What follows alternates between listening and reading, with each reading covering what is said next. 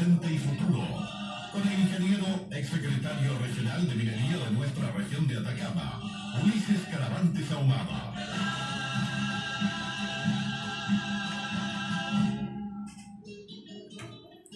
Muy buenas tardes, amigos, amigas, audiencia mayoritaria de Radio Festiva a lo largo y ancho de nuestra querida región de Atacama. Una nueva edición de este espacio de conversación Atacama, historia, presente y futuro. Antes de dar inicio a esta conversación de carácter histórico hoy nuevamente, los invito a quienes ven o van a ver el video a suscribirse al canal, a compartir el video para que otros más, muchos más, conozcan estos aspectos de la vida atacameña durante 400, 500 años aproximadamente, que es lo que hemos estado tratando en este mes aniversario. Recordarán ustedes que empezamos hablando de la llegada de los españoles al Valle de Copiapó, el Valle de la Posesión, como le llamaron, en octubre de 1540, las huestes de don Pedro de Valdivia. Aquí comienza la historia de Chile, amigos y amigas de Atacama, ni más ni menos que en el Valle de Copiapó, ni más ni menos que en nuestra querida región de Atacama. Aquí empieza la historia de Chile, lo voy a decir, bajo la hispanidad. Hemos hablado de descubrimiento Chañarcillo, de la riqueza minera, del desarrollo industrial, educacional, tecnológico que generó el descubrimiento del mineral de plata de Chañarcillo. Hemos hablado del desarrollo del primer ferrocarril de Sudamérica a partir de esa riqueza minera. Hemos hablado de los movimientos políticos y militares de la Revolución Constituyente de 1859. Hemos hablado también, amigos y amigas, en este mes de aniversario, 280 aniversario de la Fundación de Copiapó, hemos hablado también de un gran terremoto que azotó a la región de Atacama en el año 1922, la noche del 10 de noviembre de 1922. Y hemos hablado también del famoso, mítico y legendario Batallón Atacama. ¿Quién que haya nacido en esta tierra atacameña, quien que haya vivido por muchos años, por décadas en esta tierra atacameña, no ha escuchado alguna vez las dos palabras unidas, Batallón Atacama? Muchos saben muchísimo de esa historia y otros solamente se han quedado con aquellas dos palabras, Batallón Atacama.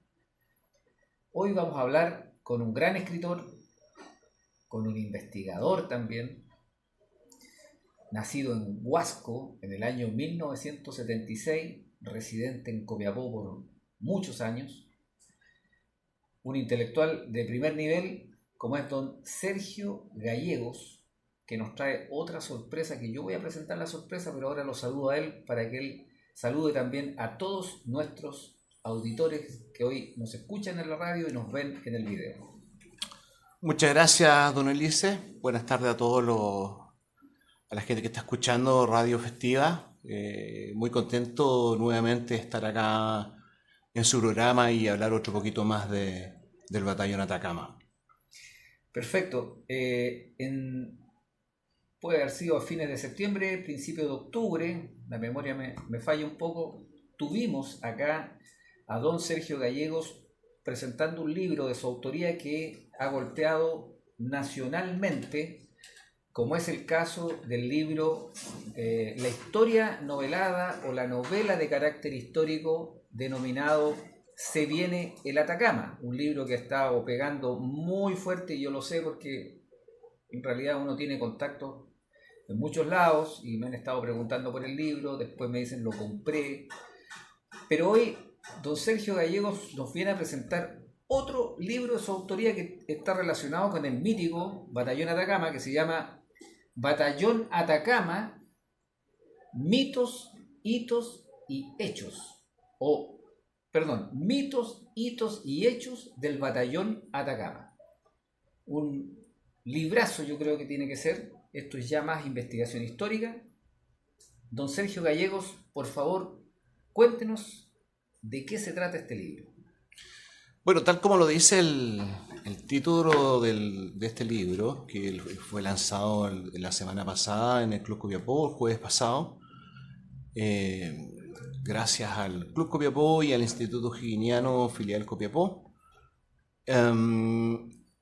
contamos hitos, mitos y hechos del Batallón Atacama. ¿Eso por qué? Porque a lo largo del tiempo uno se va dando cuenta de que hay cosas que mucha gente dice saber del Atacama y que son solamente mitos, no son hechos reales y que se han creado debido al folclore, a canciones, incluso a antiguas novelas que se escribieron sobre la Guerra del Pacífico. Perfecto. Yo estoy viendo aquí, me quedé un poco en silencio porque la verdad que ya el libro me está golpeando. Hay una larga lista acá, amigos y amigas, de los integrantes de los dos batallones, del Atacama 1 y el Atacama 2. A mí me parece esto un aporte histórico realmente fuera de lugar. Realmente un gran aporte histórico este libro. ¿Qué mitos hay del Atacama? Bueno, mitos, por ejemplo, no voy a hablar mucho porque va a haber personas que van a querer después crucificarme con algunos mitos, pero... Es que los mitos hay que decirlo. Yo escribí un libro, estimado don Sergio, sobre la Revolución Constituyente, que es catalogada como una revolución nacida en Atacama, de los atacameños, y la verdad que no fue así. Aquella fue una revolución, y lo digo en mi obra y en las presentaciones que he hecho, lo he dicho en esta radio también, fue una revolución nacional. De hecho, la contraseña para iniciar la revolución llegó desde Santiago a fines de diciembre de 1858, lo que demuestra que fue una revolución planificada en Santiago, pero los santiaguinos, la gente de Valparaíso, embarcó a los atacameños y después no se subieron a la historia. ¿Y dónde aparece el protagonismo de Atacama? Que fueron solo los atacameños, y después se le sumaron los coquimbanos, quienes fueron capaces de sacar adelante ese objetivo político-militar que se habían trazado. Equivocadamente, no equivocadamente, eso es materia de interpretación histórica, pero los hechos objetivos son revolución de 1859, planificada en Santiago, coordinada desde Santiago, solo ejecutada por Atacama. Y eso, ahí están los documentos, nos guste o no nos guste, y con eso vamos desterrando mitos. Por lo tanto, yo lo invito, estimado don Sergio, como autor de este libro, obviamente, a desterrar mitos. ¿Qué mitos hay del Atacama? Y sin miedo, si la historia hay que asumirla como es. Vamos a empezar a hablar de un mito que ya es conocido a lo largo de la historia, de la última historia que ha salido con respecto a algunas cosas que han salido del Atacama. Un mito que se formó en una novela fue la famosa Chupilca del Diablo. Ya, eso cuenta aquella novela del gran maestro Inostroza, Adiós al séptimo de línea, que cuando Rafael Torreblanca, que en ese tiempo era subteniente, estaba subiendo... Subteniente oficial del Atacama. Así es, de la segunda compañía del Atacama en ese tiempo. Estaba subiendo ya a punto de llegar a la cima, de 400 metros de esa cuesta, en Pisagua, ya estaba un poco cansado. Entonces llegan sus hombres, los que lo acompañaban ahí, y le dicen que por favor tomase del brebaje que ellos habían preparado, los cuales le da fuerza y vigor para poder seguir combatiendo. ¿Quiénes le dijeron eso a Torreblanca? Los soldados se supone que iban con ellos, parte de su pelotón. Atacameños. Atacameños. Y Bueno, Torreblanca cuenta la historia de Nostroza, la novela de Nostroza, que al principio un poco preocupado, todo, bebió aquel brebaje, Chupica el Diablo, el cual estaba hecho con pólvora negra y aguardiente. Dice el mito que incluso que era aguardiente de Doñihue, así me han dicho a mí. Incluso la focalizan un poquito más fuertón. Ya. Entonces, imaginemos que, bueno, hasta ahí todo bien, pero imaginemos que realmente Rafael Torreblanca haya tomado eso, lo haya bebido. O sea, ahí ya, un momento después, se nos acabaría Rafael Torreblanca, porque en el fondo lo que estaba tomando era veneno. Seguramente. Y ya eso ya está investigado por varios historiadores. Y claro, o sea, esto produce problemas estomacales severos, sangramiento estomacal, problemas al hígado. Pero no por el aguardiente, sino por la pólvora. Por la pólvora, por la mezcla. Por lo tanto, porque sí, el aguardiente de por sí ya es algo fuerte. Pero puede haber sido, pregunto, que hayan bebido al calor del combate aguardiente y después el mito haya dicho que tomaban con pólvora. Ellos, sí, la verdad es que hasta cierto tiempo en la Guerra del Pacífico no estaba prohibido, de hecho era prácticamente legalizado de que antes de cada batalla los soldados de todos los regimientos se tomaran un cortito de aguardiente. Algunos más pillos los tenían escondidos por ahí y se lo tomaban un poco más, pero lo mezclaban con harina tostada. Ya. Para que no fuera tan fuerte para el estómago. Creo que antes de Chorrillos y Miraflores eso ya lo decidieron ya sacar del parte de la reglamentación de los regimientos. O sea, se prohibió finalmente. Uh-huh. Ahora, es lógico pensar ante tales refriegas que debían entrar en combate bajo ciertos efectos, porque la verdad que uno cuando estudia, por ejemplo, la batalla del campo de la Alianza, al norte de Tacna, fue una masacre monumental aquello. Entonces, creo yo, casi estoy pensando en voz alta, había que entrar no del todo bueno y sano, como decimos, sino que había que estar medio envalentonado con algunos brebajes como el aguardiente, ¿verdad?, chilena, de Doñihue, dicen algunos, para poder entrar a tamaña contienda. ¿Qué piensa usted? Sí, yo creo que sí, tal como le dije recién, hasta cierta parte de la guerra estuvo normalizado, era cosa normal de que tomaran aguardiente antes de los combates, a fin justamente de sentirse un poco más valiente y más coraje.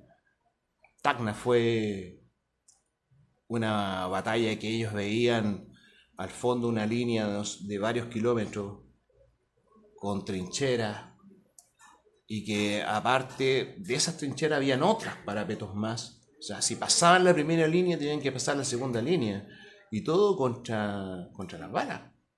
Las balas que venían de frente. Una cortina de balas. Una cortina de balas. Bueno, ahí lamentablemente ese fue el peor combate que sufrió el Atacama, donde se perdieron valerosos oficiales, entre ellos Rafael Torreblanca. Los dos hijos del comandante Juan Martínez. Valterio y Melitón. Así es. Que ambos habían sido, cuando eran más jovencitos, oficiales del WIN, así como lo fue su padre. También se perdió la vida de Juan II Valenzuela, que murió a brazos de su hermana, que la cantinera Filomena Valenzuela, que era subteniente también. Uno de los hermanos Prado también murió ahí. Al final fueron, si más bien lo recuerdo, más de 150 muertos que tuvieron en esa batalla. Muy diezmado. De 600 hombres que eran. Y muchos más heridos. Así es. Creo que el hospital de campaña en Tacna, después de la batalla del campo de la Alianza, y de acuerdo a lo que relata el mismo Jorge Nostroza en su obra Adiós al séptimo de línea, era horroroso. Amputaciones a diestra y siniestra. Sí, siempre fue, bueno, eso hay libros especializados que hablan con respecto a los hospitales o ambulancias que usaban durante después de la guerra. Lo lamentable es que nunca recogían a los heridos al tiro, sino que esperaban a veces hasta una noche entera para poder recoger a los heridos. Muchos de ellos morían durante la noche. Desangrados. Incluso, y es bien feo decirlo, bien terrible decirlo, algunos eran atacados, heridos por los animales que venían de las ciudades, como perros, ese tipo de cosas, que tenían hambre y atacaban a la gente que estaba herida. A los soldados heridos. Justamente. El horror de la guerra. El horror de la guerra, exactamente. ¿Algún otro mito que contarnos? Y después pasamos a hitos y hechos. A ver, otro mito que se habla mucho es que el Atacama fue a inscribirse, la gente de acá de Copiapó fue a inscribirse espontáneamente a la intendencia cuando se formó el batallón. Bueno, recordemos que no solamente se inscribió gente de Copiapó, sino que gente de todos los alrededores, Vallenar, Feirina, asentamientos mineros como Chañarcillo y varios más. Pero eso no fue espontáneamente. O sea, podemos decir que la gente fue después a inscribirse voluntariamente y contenta, sí, ok. Pero eso fue por un llamado que hizo el presidente de la República, porque recordemos que nuestro ejército tenía alrededor de 2.995 hombres para pelear contra 2 países. Entonces necesitaban de más hombres, de más fuerza, de más gente. Entonces Aníbal Pinto, quien era el presidente de la República en ese tiempo, él instruyó y solicitó a todas las provincias de Chile que se formaran batallones cívicos movilizados, cívicos quiere decir de civiles, movilizados ligeros, de 600 hombres, con 4 compañías formadas de 150 hombres cada uno. Guillermo Mata, junto a varias personas más, entre ellos su pariente Anselmo Caravantes y Carlos Carter, Juan Luis Osa, Sayago también, que escribió parte de la historia de Atacama. Se reunieron y finalmente decidieron ya hacer el llamado a la ciudad y a los alrededores para que la gente fuera a inscribirse. No fue algo que fue espontáneo de que vamos a pedir que nos inscriban. No, eso es un mito. Ya. ¿Por qué se definió ese universo de personas 600? ¿Alguna razón? Yo creo que pensaba, de hecho, en algunas partes quedaron cortos de hombres. ¿Ya? El Atacama, incluso cuando se fue ya después a Caldera, aún todavía no completaba los 600 hombres. Se fue con un poquito más de 500. Y allá siguieron llegando personas hasta completar el grupo de 600. Ahora, ¿los oficiales eran oficiales de línea? No, solamente Juan Martínez había sido oficial de línea. Y su hijo Meliton. Su hijo Valterio llegó después. De hecho, él llegó en el combate de Los Ángeles. Ahí ya estaba Valterio, ya había llegado a pelear junto a su padre. Sí, porque acá dice Batallón Atacama número 1, Plana Mayor, comandante Juan Martínez Bustos. Claro. Mire, yo tuve un amigo, compañero de curso en Coquimbo en la infancia, de apellido Martínez Bustos, en los alcances de la historia. Sargento Mayor Anacleto Lagos. ¿Él era de línea? Sí, él era de línea y él llegó después, cuando estaba en la Atacama, antes de irse a Antofagasta. Antofagasta. Ayudante Mayor Juan Agustín Fontanés. Sí, todos los que están ahí ya, oficiales de Cruz, línea. Daniel Ramírez, Edmundo Villegas, ellos no, ellos eran civiles. Perfecto. Habían sido civiles. Y se fueron formando con estos oficiales. Cuando digo oficiales de línea, a los auditores estoy hablando de oficiales que se formaron en la escuela militar de la época. Claro. Exactamente. Antes de la guerra. Claro. Y no todos se formaron en la escuela militar, ¿eh? Por ejemplo, Juan Martínez, él entró de soldado raso, él nació en Chillán, entró de soldado raso a un regimiento en el sur hasta que se hizo del WIN y ahí fue ascendiendo por mérito. Ah, sí, no fue un oficial egresado de la Escuela Militar de la época. No. Cuénteme, ayer se produjo una conversación acá interesante respecto de atacameños que no formaron parte del Atacama y que fueron a combatir a la Guerra del Pacífico por otros cuerpos militares. ¿Cómo se da eso? ¿Por qué, si existía la necesidad de formar un batallón movilizado, por qué emigran habitantes de nuestra provincia de Atacama de la época a, por ejemplo, el segundo de línea? Sí, bueno, eso ocurrió antes de que se llamara la formación de los batallones cívicos. Ya. Pero ya estábamos casi en estado de preguerra. O sea, ya la guerra está claro, A la vuelta de la a la vuelta de la esquina, porque el 1 de marzo ya Bolivia declara la guerra a Chile. Chile se había, por decirlo de mejor forma, recuperado Antofagasta. No tomado ni invadido, recuperado, porque Antofagasta era chileno. Y eso fue el 14 de febrero. De 1879. Justamente había llegado ya el segundo de línea. Y después de eso, a fines de febrero, se hizo un llamado, sobre todo a las provincias cercanas, de que se había gente dispuesta a ser parte del segundo de línea. Que estaba en Antofagasta. Justamente. Porque fue el que desembarcó en Antofagasta el 14 de febrero. Entonces, por eso van al segundo de línea. Por eso van al segundo de línea. Ya. Y son alrededor de 200, algunos dicen 300, algunos dicen que fueron 150. Hay varias historias ahí que usted sabe que los historiadores siempre tienen algunas pequeñas diferencias en número, pero ellos se fueron directamente al segundo de línea. Que ya estaba bajo el mando de Eleuterio Ramírez. Justamente, sí. Eleuterio Ramírez estaba al mando y el segundo ayudante era el mayor Vivar de ese regimiento. Estaba ahí Jorge Coto William, que era calderino. No calderino 100%, porque él no nació en Caldera. Él nació en Talcahuano. Sí. Llegó ahí siendo un niño de 2 años a Caldera, porque el papá era ingeniero y llegó a trabajar a ferrocarriles. Y era sobrino también de Juan William Rebolledo. Así, ¿eh? Así es. Del almirante. Del almirante. En ese tiempo todos los ingleses estaban medio emparentados. Entonces él también se fue como teniente al segundo de línea. Y él, bueno, se hizo a cargo de los hombres también de que se tuvo que llevar. Entre ellos se fueron, que es una historia esto que está en la novela y que está ahí también acá en el Mitos, Hitos y Hechos, los hermanitos González.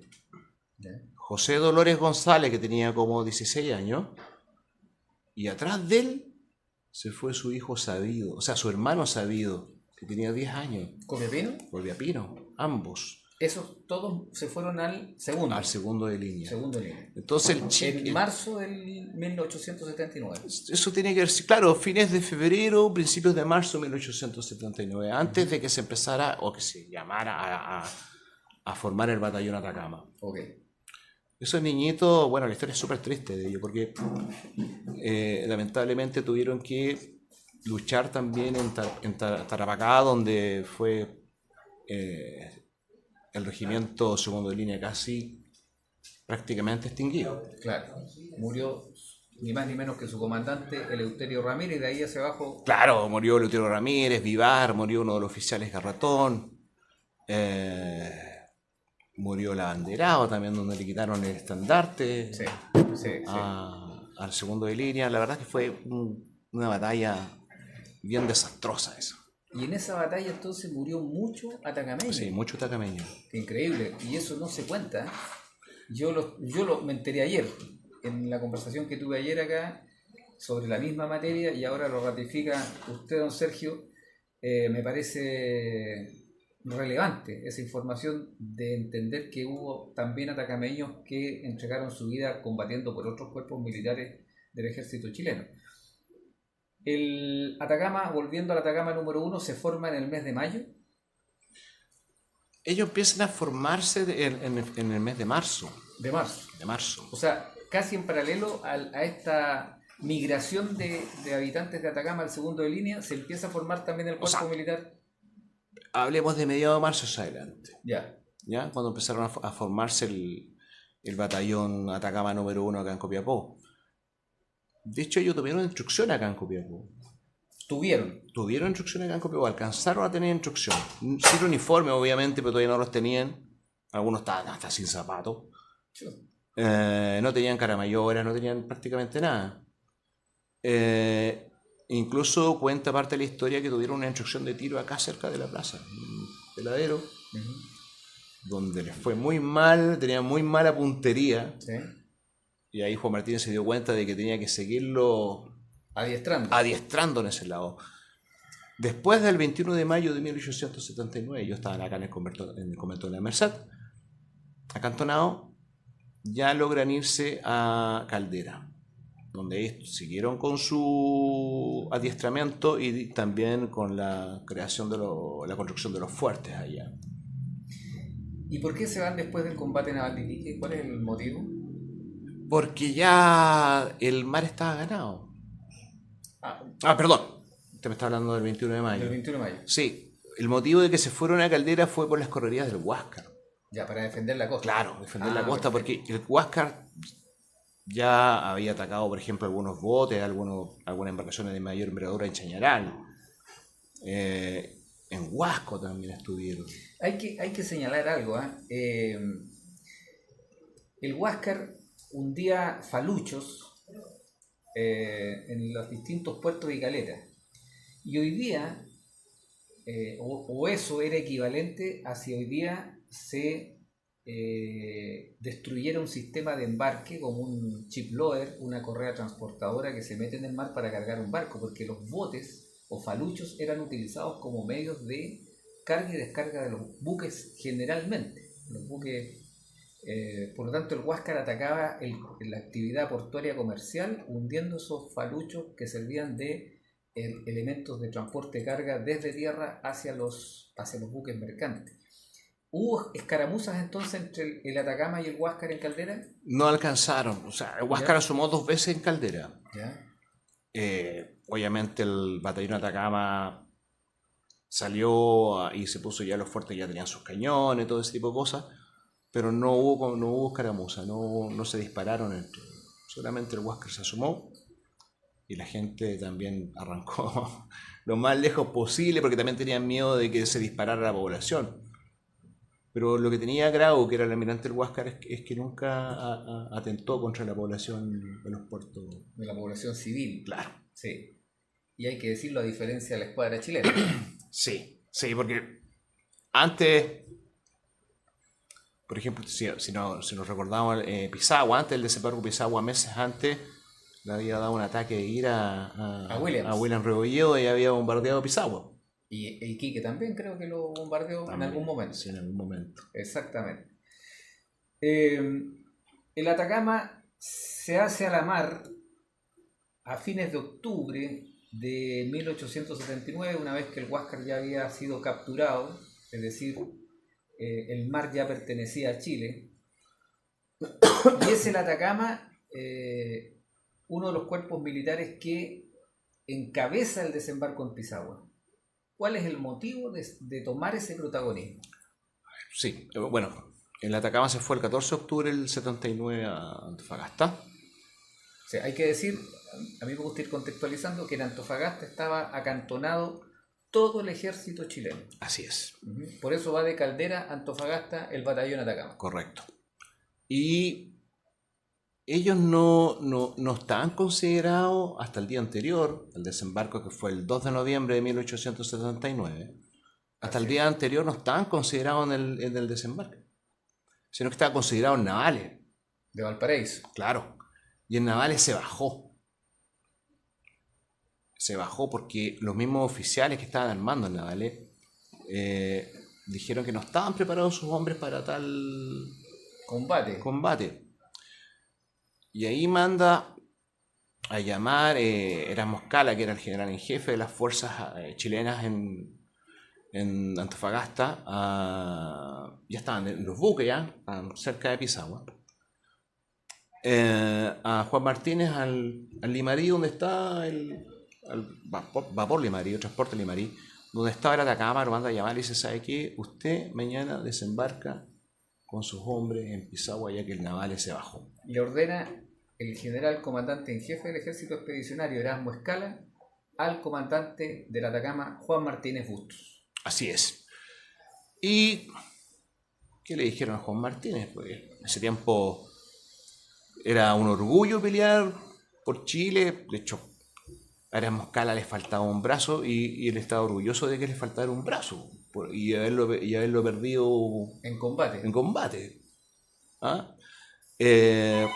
Así que se hizo parte a la mañana siguiente el batallón Atacama en el primer desembarco con la primera y tercera compañía. ¿No iba entonces a Torreblanca ahí? No, Torreblanca desembarcó en el segundo desembarco, con la segunda compañía y la cuarta. ¿Ya? Y después ya cuando... Y perdón, ¿iban acompañados de algún otro cuerpo militar? Sí, en el primer desembarco iban a Atacama acompañados con zapadores. Ok. ¿Que esos eran de Santiago o Valparaíso? Entiendo que eran de Santiago los zapadores. ¿Ya? Y en el segundo desembarco ya había más gente, pero ya había el segundo de línea, parte del WIN también, más zapadores. Ya. ¿Por qué? Porque ellos tenían presupuestado que en cada desembarco iban a ser de 900 hombres.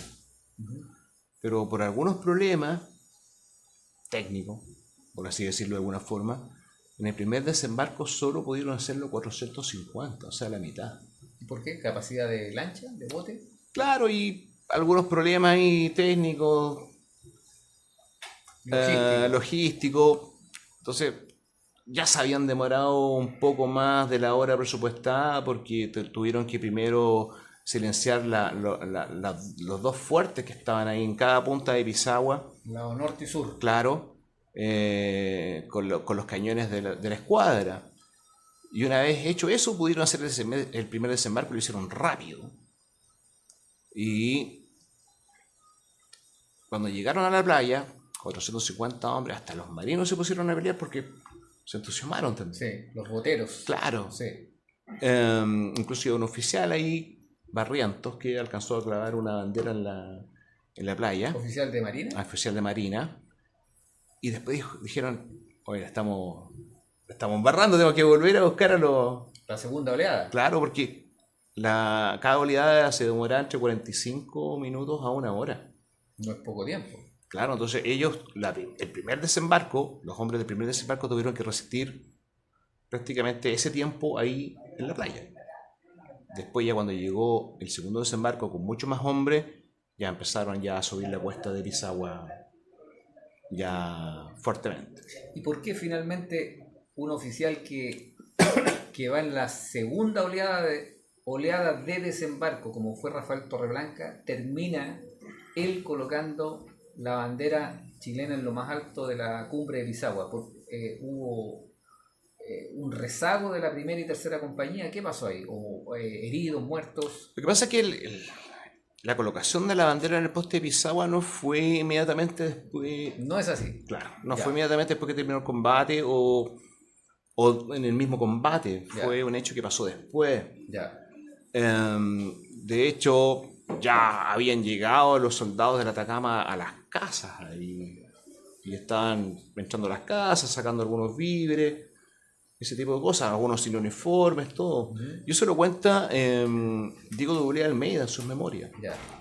Porque a Diego W. Almeida le tocó buscar al personaje que había puesto la bandera en el poste de Pisagua. Siendo Diego W. Almeida en ese momento parte del Estado Mayor. Así es. Y posteriormente comandante del regimiento Atacama. Del regimiento Atacama en las últimas dos batallas en 1881, enero de 1881. Ya. Diego W. Almeida entonces el que identifica al oficial chileno que pone la bandera. Claro, todos querían ahí decir que ellos habían sido el que habían puesto la bandera porque no podían tener el parte de guerra. Entonces se encuentran con un curita apellido Pérez, que era peruano, y él lo invitan a almorzar y él les cuenta ahí quién había sido la persona que había puesto la bandera en el poste de Pisagua, pero no sabía de qué regimiento era o de qué batallón era. Y a los días después ese mismo día que conversa esa cosa con los oficiales, encuentra a Torreblanca y ahí ya le avisa a Diego de Almeida que lo había encontrado y que él era el hombre que había puesto el... O sea, un sacerdote peruano fue el que vio a Torreblanca Justamente. instalando la bandera. Claro, y algunos dicen, incluso hay un dibujo, de 1900 creo que el dibujo, donde aparece un oficial indicando a hombres que estaban uno sobre los hombros de cada uno, ¿Ya? colocando la bandera. Por lo que se da a entender de que ese dibujo muestra a Torreblanca dando instrucciones de cómo colocar la bandera o de que colocara la bandera. Pero Diego de Almeida dice que no, que fue Torreblanca quien trepó A colocar la bandera. por los hombros de sus compañeros a colocar la bandera. ¿Y qué cree usted? Yo le creo a Diego de Almeida. Ya, o sea, Torreblanca fue el que instaló la Sí, bandera chilena sí. arriba. Perfecto. ¿Por qué se forma definitivamente después el regimiento Atacama? ¿Cómo surge? Bueno, esto surge porque ya en Copiapó, en enero de 1880, se había formado el segundo batallón Atacama. Uh-huh. Ese no tuvo problema de pertrecho, ninguna cosa. O sea, lo uniformaron, lo armaron y se fue inmediatamente a acantonar cerca de Pisagua. Ya. Y no tuvo relación alguna con el primer batallón. Y perdón, ¿y quién era el comandante del batallón Atacama número 2 cuando parte hacia el norte? Era apellido Solo Saldívar. Ah, vamos a ver, me parece que sí. Solo Saldívar, sí, Claro. sí. Vamos a buscar acá. Si no me Usted equivoco. Síganos contando nomás. Salpa ese Atacama, el Atacama 2. El Atacama 2. Y se acantonan cerca de Pisagua y no tienen más comunicación con el Atacama número 1 hasta que ya llega enero, antes de enero de 1881. José María Soto Saldívar. Ese caballero. Y ahí ya llega el decreto de que Atacama se iba a formar de los dos batallones uno solo para formar un regimiento. ¿Ya? Y de ese regimiento ya se hace cargo Diego de Almeida. Eso lo define el alto mando del ejército. Sí. Okay. Y bueno, también recordar con eso que el Atacama, ya regimiento Atacama, fue el único regimiento que usó dos estandartes. Uno que era del primer Atacama, ¿no es cierto?, que está acá en el Museo Regional, y el del segundo Atacama, que también está en el Museo Regional, que ese tiene una historia especial, porque había un subteniente que era del Atacama número 2, ya Scuti.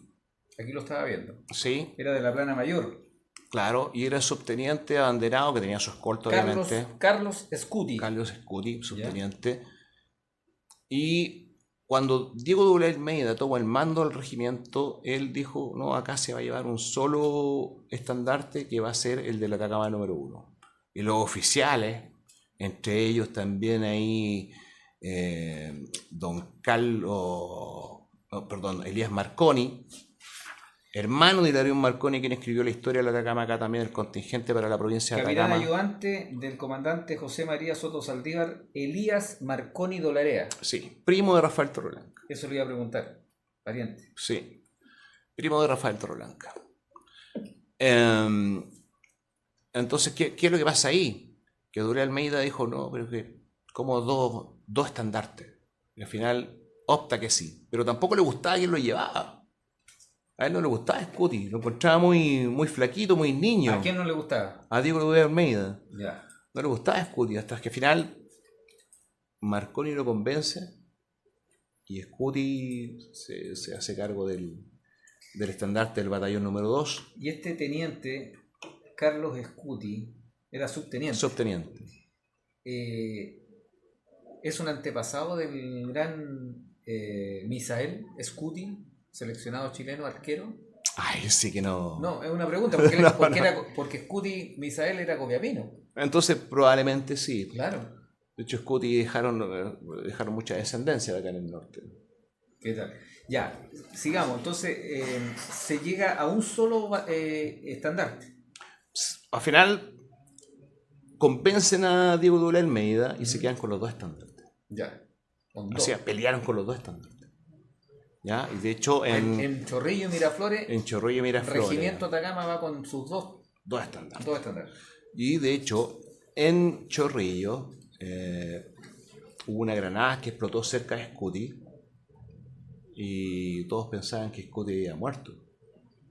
Porque iba él con su escolta, porque siempre el estandarte llevaba su escolta porque el estandarte no se perdiera, se cayera, vía el escolta, lo levantaba y seguía con el estandarte. Y el estandarte quedó, Scuti sobrevivió, varios escoltas también, pero murió Adolfo Morales, el soldado Adolfo Morales, que era parte de la escolta. Y la sangre de Adolfo Morales quedó esparcida en el estandarte. Y de hecho, si uno va al Museo Regional de Atacama, todavía se notan las manchas de sangre del soldado Adolfo Morales. Adolfo Morales. Adolfo Morales. Bien, amigos y amigas que siguen este programa diariamente de lunes a viernes. La radio tiene sus tiempos. A mí se me pasó volando esta conversación porque me interesa mucho lo que tiene relación con el Batallón Atacama, y tengo en mis manos, nuevamente lo digo, el libro Mitos, Hitos y Hechos del Batallón Atacama de don Sergio Gallegos, un gran escritor, investigador de nuestra región, segundo gran libro respecto del Atacama. Hemos llegado al final del programa. Don Sergio, por favor, su saludo de despedida a nuestros auditores. Sí, bueno, agradecido primero de que hayan puesto atención y hayan escuchado este programa, y los invito a conocer la historia, ¿no? Y no solo la historia del Batallón Atacama, sino que la historia de esta región, porque esta región tiene mucha historia y hay que estar orgulloso de eso. Exactamente. Tenemos la Revolución Constituyente, el Mineral de Chañarcillo, los batallones de Atacama, la participación de varios batallones que participaron también en la Revolución de 1891. Así es, la muy Pascua Roja, Marmaduke Grove. Tenemos mucha historia acá, así que se empapen de ella. Así es. A ello lo invito. Quien vive en esta región tiene que conocer su historia. Amigos, amigas, nuevamente les doy las gracias por acompañarnos en este programa. Muestro nuevamente la portada del libro para que lo busquen. Mañana nos vamos a ver al mediodía nuevamente, 2:30, 1:45. Mañana es un día noticioso en Copiapó. Asume un nuevo alcalde, don Manlio Chicardini. Empiezan 4 años de gestión edilicia. Le deseamos el mayor de los éxitos al alcalde Chicardini. Los invito a suscribirse al canal, a poner me gusta, a compartir el video para que otros puedan empaparse de esta bella historia copiapina. Y usted que nos está escuchando en la radio, no deje de ir al Facebook de Ulises Caravantes y van a encontrar todos estos videos para que los puedan disfrutar y compartir y conversar en familia. Un fuerte abrazo. Les ha hablado Ulises Caravantes Ahumada.